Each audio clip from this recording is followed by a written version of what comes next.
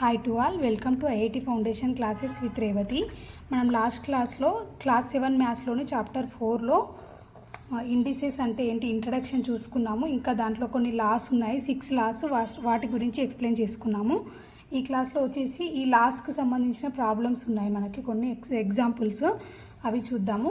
ఇక్కడ example question వచ్చేసి which is greater between 5 power 1014 and 9 power 676. మనకి ప్రాబ్లం ఈ విధంగా ఇచ్చినప్పుడు ఏం చేయాలంటే మనం ఫస్ట్ పవర్స్ ఉన్నాయి కదా, ఇక్కడ 1014 అని ఉంది, ఇక్కడ ఏంటి మనకి 676 ఉంది. సో మనం ఈ రెండింటి పవర్స్ సేమ్ వచ్చేలాగా రాసుకోవాలన్నమాట. మనము పవర్స్ ఇప్పుడు డిఫరెంట్గా ఉన్నాయి కదా, మనం సేమ్ పవర్స్ మనకి పవర్ ఎక్స్పోనెన్షియల్ ఉంది కదా, దాంట్లో మనకి సేమ్ నెంబర్ ఉండేలాగా మనం ఈ 2 నెంబర్స్ని రాసుకుందాము. అప్పుడు మనకి ఏది గ్రేటర్ అనేది ఈజీగా అర్థమైపోతుంది అన్నమాట.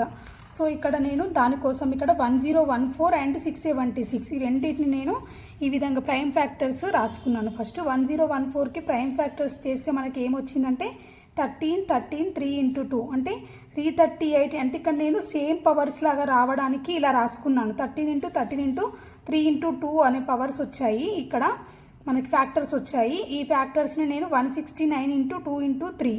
సో ఇక్కడ కూడా సేమ్ 169 × 2 × 2. సో మనకి ఇందులో కామన్గా ఉంది ఏంటి, మనకి 338 ఉంది. అంటే రెండింటికి కామన్ హెచ్సిఎఫ్ వచ్చేసి 338. మనం ఈ హెచ్సిఎఫ్ సేమ్ ఉంది కాబట్టి సేమ్ ఉండేలాగా నేను ఈ నెంబర్ని రాసుకుంటున్నాను. 338 × 3 రాసినప్పుడు మనకి 1014 వస్తుంది కాబట్టి 338 × 3 338 × 2 ఇక్కడ ఇచ్చినది.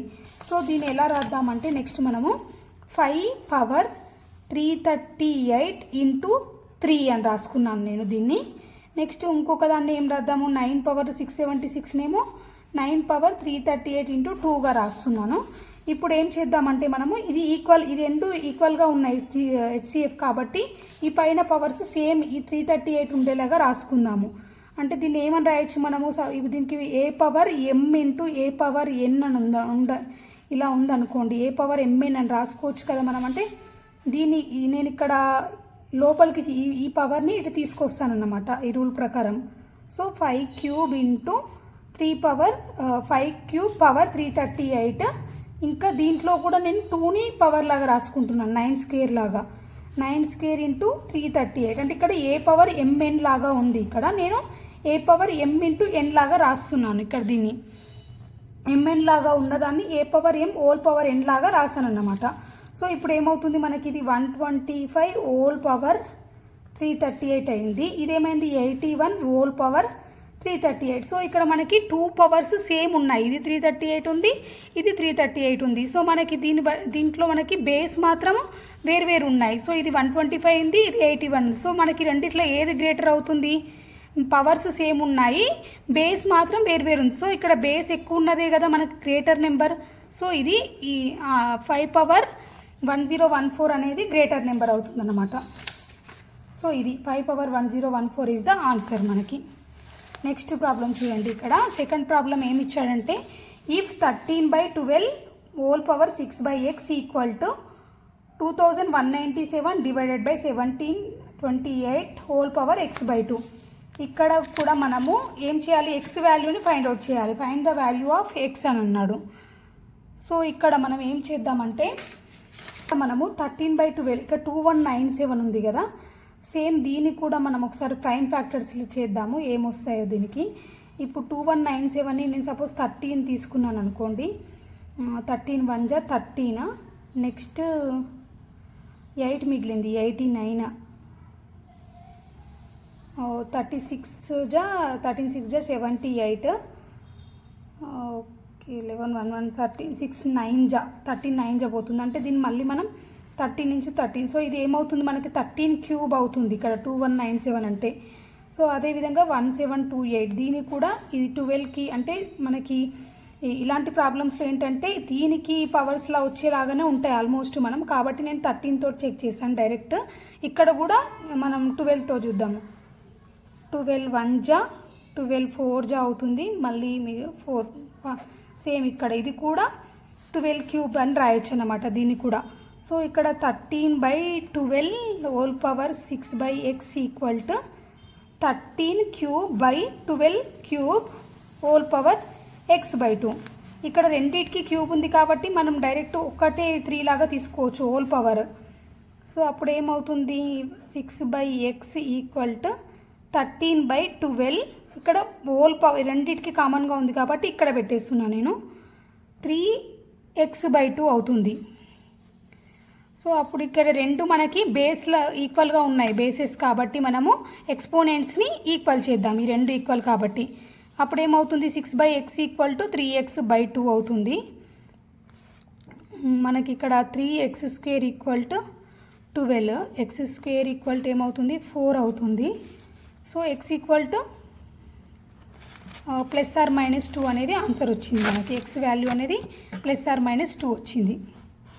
కాన్సెప్ట్ వచ్చేసి ఎక్స్పోనెన్షియల్ ఈక్వేషన్ అని ఉంది. ఎక్స్పోనెన్షియల్ ఈక్వేషన్ అంటే ఏంటి? If a⁴m = a⁴n, then m = n. If a ≠ 0, a ≠ 1 and not equal to -1. మనకి a⁴m = a⁴n అంటే బేసెస్ రెండు సేమ్ ఉన్నప్పుడు మనం పవర్స్ని ఈక్వల్ చేస్తాము. ఎప్పుడు ఇది కండిషన్ అనేది a అనేది నాట్ ఈక్వల్ టు 0 ఉండొద్దు, a అనేది నాట్ ఈక్వల్ టు 1, 0 అవ్వద్దు, 1 అవ్వద్దు, -1 అవ్వద్దు.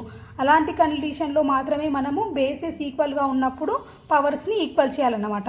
ఇక్కడ చూడండి, ఈ 4⁴n = 4² అని ఉంది. సో ఇక్కడ మనకి బేసెస్ రెండు ఈక్వల్గా ఉన్నాయి కాబట్టి నేను డైరెక్ట్ n = 2 అని రాయొచ్చు. ఇఫ్ 3⁴v = 81 అని ఉంది. సో ఇక్కడ నేను 81 ఏమని రాయొచ్చు, మనం 3⁴ అని రాయొచ్చు కదా. So 3⁴v = 3⁴. So then q = 4. ఇక్కడ ఏం చూడండి, a ≠ 1, not equal 0, not equal -1 కాబట్టి ఇలా తీసుకున్నాం అనమాట. If a⁴n = b⁴n, then a = b when n is odd. ఇప్పుడు సపోజ్ మనకి పవర్స్ అనేవి ఈక్వల్గా ఉన్నాయి అనుకోండి.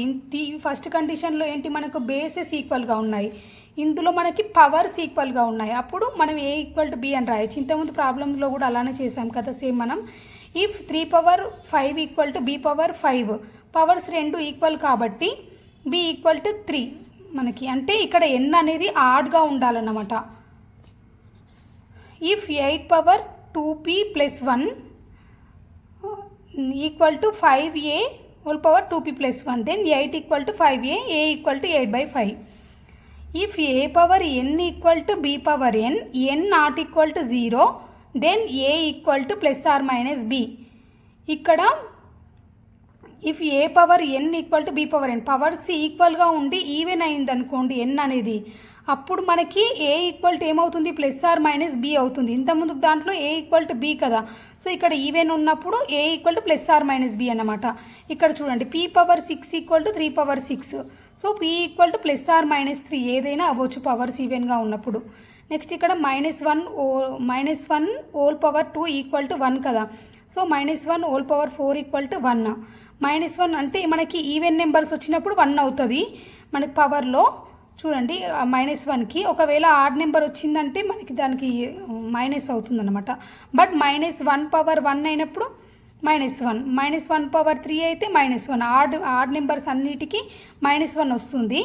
ఒకవేళ ఈవెన్ పవర్స్ అయినప్పుడు 1 వస్తుంది అనమాట. -1/n = 1 when n is even and -1/n = -1 when n is odd. Example problem ఉంది. Find the value of 2/3 power a, 4/9 power b, 8/27 power c. ఇక్కడ చూడండి, మీరు అబ్జర్వ్ చేస్తే ఇక్కడ మనకి 2/3 ఉంది. 2/3ని నేను ఒకవేళ ఇంటూ 2తో చేశాను అనుకోండి, 2 న్యూమరేటర్ అండ్ డినామినేటర్, అప్పుడు ఏమవుతుంది, అది 4/9 అవుతుంది. మళ్ళీ దీనికి ఇంటూ 2 చేస్తే ఇదేమవుతుంది 8/27 అలా ఇచ్చాడు. కాబట్టి నేను ఇక్కడ ఏమని రాస్తున్నాను, a/2/3 whole power a into దీన్ని ఏమని రాసుకోవచ్చు 2/3² అని రాయొచ్చు కదా 4/9ని. సో 2b, నెక్స్ట్ 2/3 క్యూబ్ అని రాయొచ్చు కదా దీన్ని. So 3c. ఇప్పుడు మనకి బేస్ అంత ఈక్వల్గా ఉన్నాయి కాబట్టి దీన్ని ఏమని రాయొచ్చు, బేస్ ఈక్వల్గా ఉన్నాయి కాబట్టి పవర్స్ యాడ్ చేద్దాం. 2b + 3c. ఇక్కడ ఏమన్నాడు, a + 2b + 3c = 0 అన్నాడు మనకి క్వశ్చన్లో. సో ఇది 0 అయిపోతే మనకి ఏమవుతుంది, a/3 పవర్ 0 మనకి ఏదైనా నెంబర్కి పవర్ 0 ఉంటే దాని వాల్యూ 1 కదా. సో ఆన్సర్ వచ్చేసి 1. నెక్స్ట్ ప్రాబ్లం చూడండి. ఈ 7/5 whole power 2x + 4/4 125 divided by 343 whole power -2/3. Then find the value of x అన్నాడు. ఇక్కడ 7/5. ఇక్కడ మనం ఏం చేద్దామంటే ఈక్వల్ అవుతాయేమో చూద్దాం బేసిస్. ఇక్కడ -2/3 అని ఉంది కదా, నేను మైనస్ని తీసేస్తే అప్పుడు అది ఇన్వర్స్ అవుతుంది కదా, అంటే న్యూమరేటర్ డినామినేటర్ న్యూమరేటర్ అవుతుంది. సో 343 డివైడెడ్ బై 125 2/3 అయింది. ఇప్పుడు చూడండి, ఇది 343 అనేది మనం 7 క్యూబ్ అని రాసుకోవచ్చు కదా, 125 5 క్యూబ్ అని రాయొచ్చు. సో మళ్ళీ ఈ ఫామ్లోకి వచ్చేస్తుంది. అంటే దీన్ని 7/5 హోల్ క్యూబ్ అవుతుంది కాబట్టి 3 × 2/3 అని రాస్తున్నాను. సో 3 క్యాన్సిల్ అయిపోతుంది. 7/5 హోల్ పవర్ ఇక్కడ సేమ్ అదే. ఇప్పుడు మనకి బేసెస్ ఈక్వల్గా ఉన్నాయి కాబట్టి మనం పవర్స్ని ఈక్వల్గా చేద్దాము. 2x + 4 divided by 4 equal to, ఇది 3 క్యాన్సిల్ అయిపోతే 2 వచ్చింది. 2x + 4 equal to 8. 2x = 4. So x = 2. మనకి x వాల్యూ వచ్చేసి 2 వచ్చింది. నెంబర్ అంటే ఒక నెంబర్ యొక్క స్టాండర్డ్ ఫామ్ మనకి ఈ ఎక్స్పోనెన్షియల్లో ఉన్నప్పుడు ఎలా తీసుకోవాలి ఎక్స్పోనెన్షియల్ లాగా అనేది చూద్దాం. ఇక్కడ how do you read this number. ఇక్కడ మనకు ఒక నెంబర్ ఉంది 49. దీని పక్కన ఎన్ని జీరోస్ ఉన్నాయి? 3 3 6 9 12 జీరోస్ ఉన్నాయి. దీన్ని అసలు మనం చదవగలుగుతామా? ఇది చాలా డిఫికల్ట్ మనకి ఇంత పెద్ద లార్జ్ నెంబర్స్ని రీడ్ చేయడానికి. సో అదే మనం ఒకవేళ పవర్ ఫామ్లో దీన్ని రాసినట్లయితే మనకి ఈజీగా అర్థమవుతుంది. అది ఎలానో చూద్దాము. ఇక్కడ ఎక్స్పోనెంట్స్ని యూజ్ చేస్తాము. ఇందులో we can write such large numbers into shorter form. ఎట్లా రాస్తాము? ఇక్కడ చూడండి 49, ఇక్కడ పక్కన మనకి ఎన్ని ఉన్నాయి? జీరోస్ 12 ఉన్నాయి. కాబట్టి నేను ఏమని రాయొచ్చు ఇక్కడ? 49 × 10⁻12. మనం పవర్స్ లాగా చెప్పినప్పుడు ఇలా చెప్పొచ్చు కదా, ఈజీగా మనం రీడ్ చేయొచ్చు. ఇది 49 × 10⁻12 అనేది మనకి రీడ్ చేయడానికి ఈజీగా ఉంటుంది. సో ఇదే విధంగా మనకు కొన్ని ఎగ్జాంపుల్స్ ఇచ్చాడు. Express the following numbers in shorter form by expressing as product of a number and a power of 10. Same మనం ఇక్కడ రాసాం కదా, దానిలాగానే ఇక్కడ ఇచ్చిన ఎగ్జాంపుల్స్కి రాయాలి. ఫస్ట్ది ఏముంది మనకి 27. ఇక్కడ మనకి 6 జీరోస్ ఉన్నాయి. అంటే ఏమని రాయొచ్చు మనం? 27 × 10⁻6. ఎన్ని జీరోస్ ఉంటే అన్ని 10 పవర్ పెట్టాలి.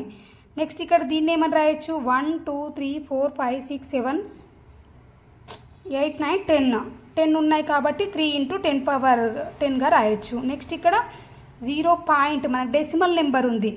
సో నేను ఇక్కడ ఫస్ట్ 43 అని రాసుకుంటున్నాను. ఇక్కడ మొత్తం 43 ఉంది కాబట్టి పాయింట్ తర్వాత ఎన్ని ఉన్నాయి మనకి డిజిట్స్? 1 2 3 4 5 6 7 8 9 ఉన్నాయి కాబట్టి 10⁻−9 అని రాయాలి. ఇది ఎందుకంటే డెసిమల్లో ఉంది కాబట్టి.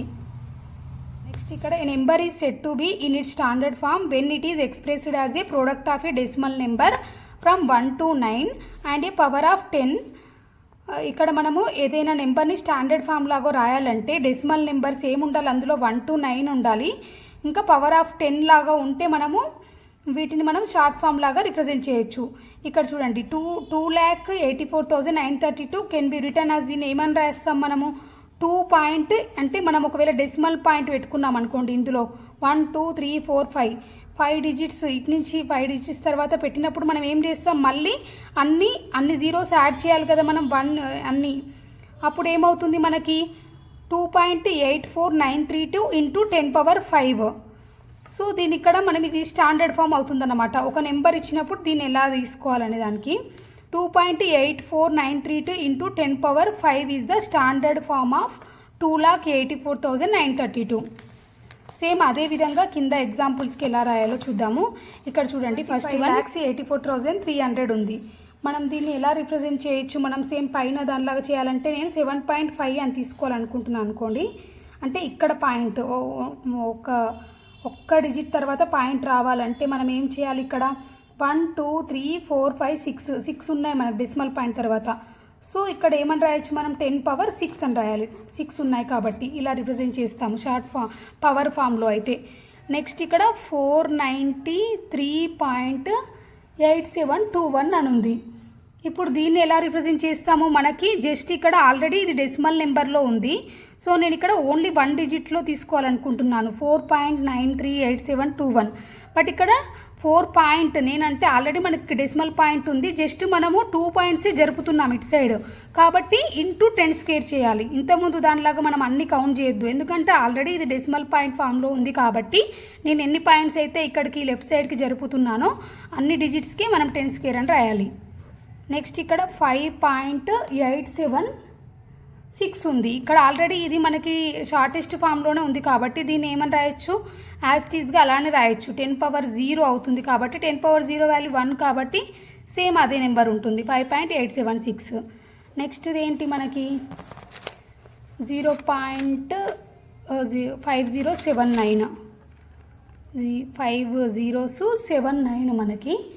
సో దీన్ని ఎలా రాస్తాము మనము 7.9గా, ఇది ఆల్రెడీ డెసిమల్ పాయింట్లో ఉంది, నేను కాకపోతే 7.9 లాగా రాయాలనుకుంటున్నాను.